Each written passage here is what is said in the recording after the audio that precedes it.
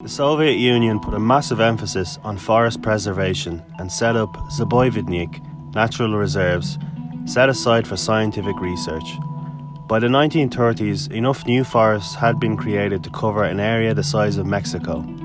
The country was home by the 1980s to one of the largest conservation societies in the world, the All-Russian Conservation Society, set up in 1924.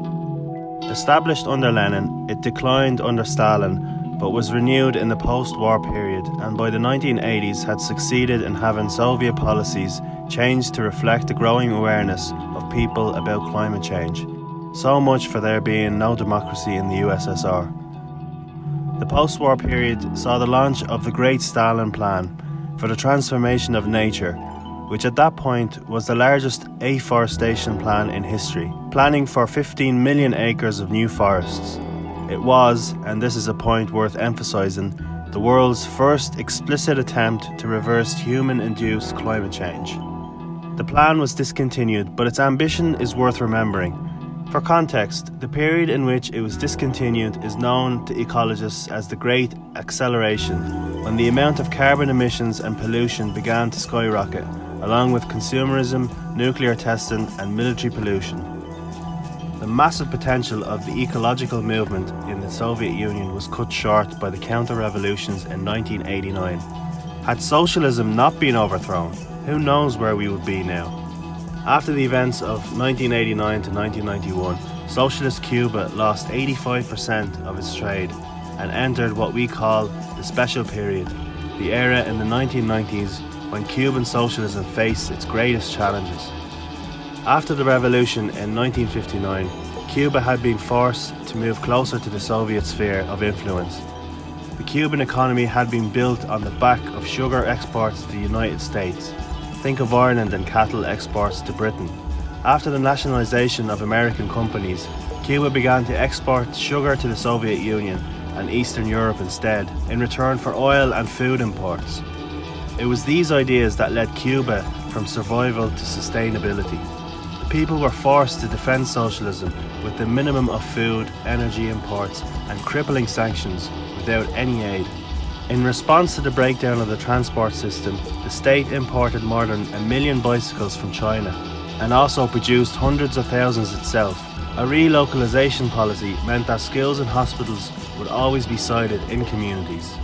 Despite the cutting of the food ration in the Special Period, not a single health clinic or school was shut down. This not only reinforced the collective ethos that is one of the main strengths behind the Cuban health system, but was also practical in that it reduced the total distance people had to travel. The collective farm system was completely overhauled, with more than 60% of the inefficient state farms being broken up and given over to worker-owned cooperatives.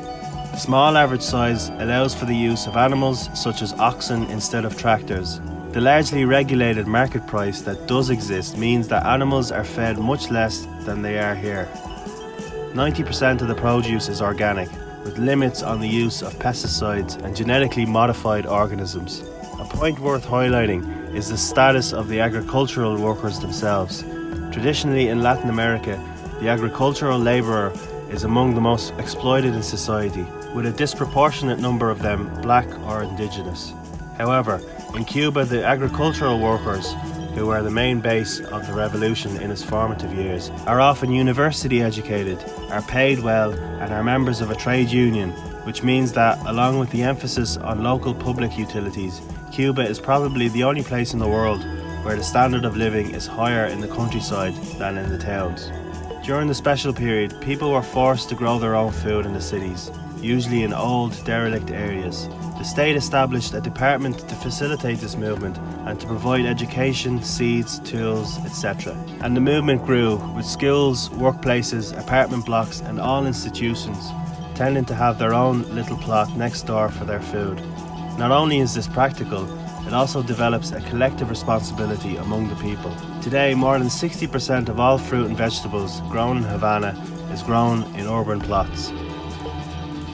These policies have allowed Cuba to become the world's most sustainable country, according to the UN's Human Development Index. Changes to the constitution in 2018, which were endorsed by 86% of the electorate, included a pledge against climate change, the first example of a constitution to do so. Fundamentally, the climate emergency can only be solved by the people themselves. It cannot be solved with green capitalism, which is more capitalist than it is green.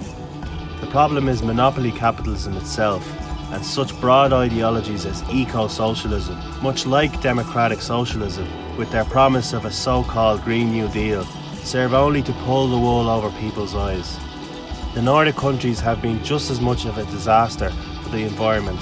Norway is the 7th worst source of carbon dioxide emissions. The reality is that socialism, past and present, provides the solution. The climate struggle will be proved by history to be this generation's Battle of Stalingrad, and we all know who won the first one.